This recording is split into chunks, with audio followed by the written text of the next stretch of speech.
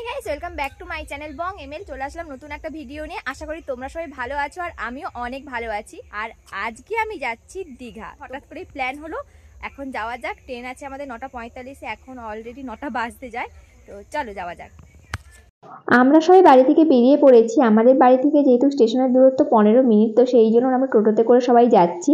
আর আজকে আমরা দীঘা যাচ্ছিলাম আমি, আমার মা, বোন, আমার মামার মেয়ে আর দিদা। সবাই মিলে অনেকদিন পরে কোথাও একসাথে ঘুরতে যাচ্ছি, অনেক মজা হচ্ছিল, অনেক গল্প করছিলাম।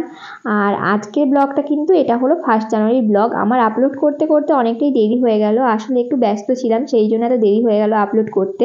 অনেক গল্প করছিলাম, কারণ সবাই একসাথে একটা জায়গায় হলে যা অবস্থা হয়। আর ফাইনালি আমরা স্টেশনে এসে গেছি। ট্রেন আজকে অনেক লেটে ছিল, প্রায় 1 ঘন্টার মতো লেটে ছিল। তো সেটাই বলছিলাম যে এত কেন লেট হচ্ছে। আর তেমনই ঠান্ডা পড়েছে, মানে প্রচুর কুয়াশা হয়েছিল, সেই কারণেই ট্রেন লেটে ছিল। দেখো এপাশ থেকে ওপাশ পর্যন্ত দেখা যাচ্ছে না, এতটা কুয়াশা ছিল। বেকার বসে থেকে থেকে ভালো লাগছিল না বলে ভাবলাম চলো কিছু তো একটা করা যাক, চানামুড়ি খাওয়া যাক। চানামুড়ি নেওয়ার সাথে সাথে শুনি ট্রেন এসে গেছে। তো গাইস প্রচুর ভিড়, মানে বিশাল ভিড়, আর ট্রেনও ঢুকে গেছে। অবশেষে ট্রেন এসে গেছে, কিন্তু যে পরিমাণ ভিড় ছিল আমাদের স্টেশনে, মানে প্রচুর ভিড় ছিল, তোমরা দেখতেই পেলে। কিন্তু ট্রেনে উঠে একবারেই সেটা মিথ্যে হয়ে গেছে, কারণ আমি বসে বসে গেছিলাম আর ট্রেন একদমই ফাঁকা ছিল। আর আমি বসে বসে ভাবছিলাম যে আজকে 1 জানুয়ারির দিনে এত ফাঁকা কেন।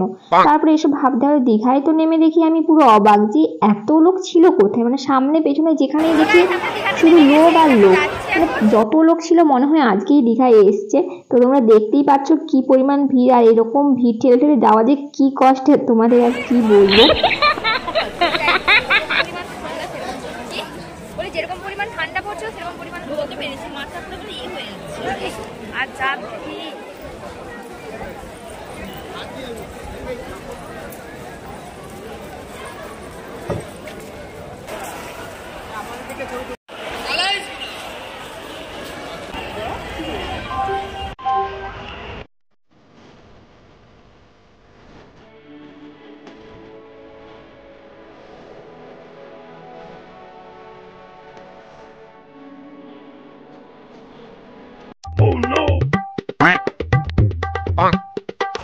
যে পরিমাণ ভিড় আজকে মানে বিশাল। তো দীঘা স্টেশনে নেমে যে পরিমাণ তোমরা ভিড় দেখেছো, তারপরে তো তোমরা বুঝেই গেছো যে আজকে দীঘাতে তাহলে কি পরিমাণ ভিড় হবে।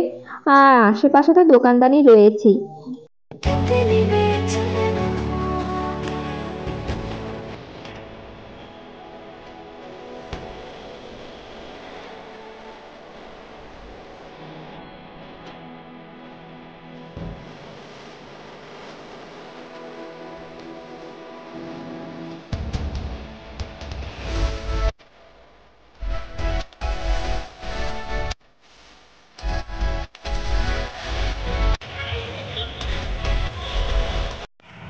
আজ যে 1 জানুয়ারি সেটা দেখে মানে দীঘাকে দেখলেই মনে হবে যে হ্যাঁ 1 জানুয়ারি। দূর থেকে তো সমুদ্রের ভিউ দেখে দারুণ লাগলো, সেই জন্য আমিও আর বেশি দেরি না করে ঝটপট করে চলে গেলাম দীঘার সমুদ্র দেখার জন্য। কিন্তু যেহেতু দেখি আর এক ছবি, মানে এর থেকে পুকুরেও বেশি ঢেউ দেয়, এতটা কম ঢেউ ছিল। শীতকালে এমনিতেই কম ঢেউ দেয়, তা বলে এত কম। যদিও বা আমার এসব দেখে কোনো কাজ নেই, ঘুরতে এসেছি, খাবো দাবো, এনজয় করবো, বাড়ি যাব। আর সেই জন্য বেশি দেরি না করে চলে গেছিলাম কুলপি খেতে। যতই শীত পড়ুক আর যাই হয়ে যাক, আইসক্রিম তো খেতেই হবে। তো কুলপি টুলপি খাওয়া দাওয়ার পরে একটুক্ষণ ঘোরাঘুরির পর চলে গেছিলাম খেতে, কারণ আমাদের ওখানে পৌঁছাতে পৌঁছাতে 11:30 12টা বেজেই গেছিলো। আর আমরা এখন খেতে যাচ্ছি প্রায় 1টা 1:30টা নাগাদ। আর এর থেকে বেশি দেরি করবো না, কারণ আমাদের যেহেতু আজকে বাড়ি ফিরে যেতে হবে। তো খাওয়া দাওয়া করে, খাওয়া দাওয়া মোটামুটি ভালোই ছিল। আর কিছু কেনাকাটি করলাম, এখানে যেরকম ঘোরাঘুরি হয়। আর এই যে পুতুলগুলো দেখছো না, এগুলো না নিয়েছে 5 টাকা। পুতুল নয় ঠিক, এগুলো হাঁসগুলো, এগুলো ঝিনুকের হাঁস। তো এইটা নিয়েছিল 5 টাকা করে। আর এসব কেনাকাটি করার পরে বসেছিলাম, হঠাৎই দেখি এইখানে যে তোমরা দেখছো এসব সাপ খেলা দেখানো হচ্ছে। এখানে কি সব জাদু টাদু দেখাচ্ছিল, যে মুখের মধ্যে কি পুড়ে দিল, তারপরে মানুষের গলায় লেগে গেল। এইসব দেখতে দেখতে আমরা চলে গেলাম সমুদ্রে। যেহেতু সমুদ্রে এসে সমুদ্রে কি না নামলে হয়, যেমনই হোক ওয়েদার আমাদের সমুদ্রে নামতে হবে। আর এখনো পর্যন্ত, এটা আমি ভিডিওটা করেছিলাম প্রায় 3টে নাগাদ, তো কিরকম পরিমাণ ভিড় দেখো।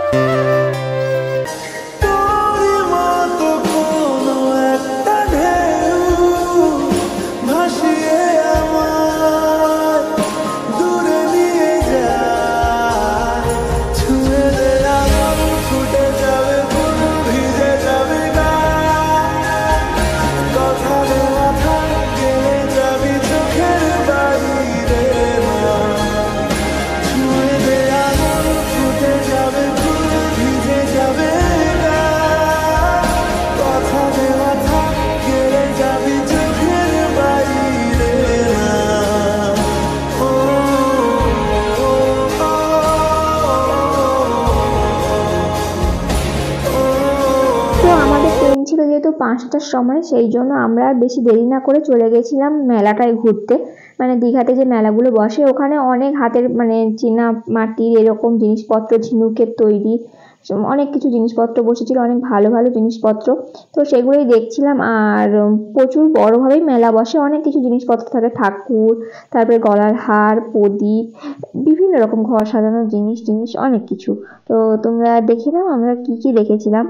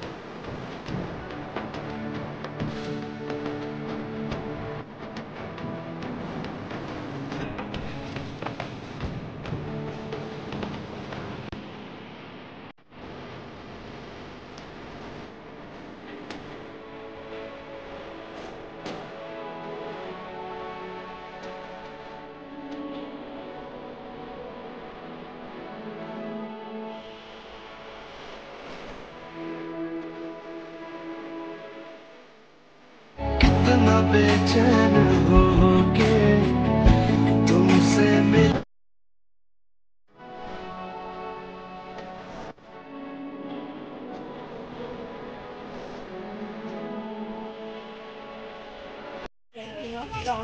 তো গাইস চলো বাড়ি যাওয়া যাক। আমাদের ট্রেন আছে 5টার সময়, আর এখন আমরা যাবো স্টেশনে। তো ওখান থেকে ট্রেন ধরে সোজা বাড়ি। আজকের মতো ভিডিওটা এখানেই। কেমন লাগলো ভিডিওটা কমেন্টে জানিও। তো চলো বাই।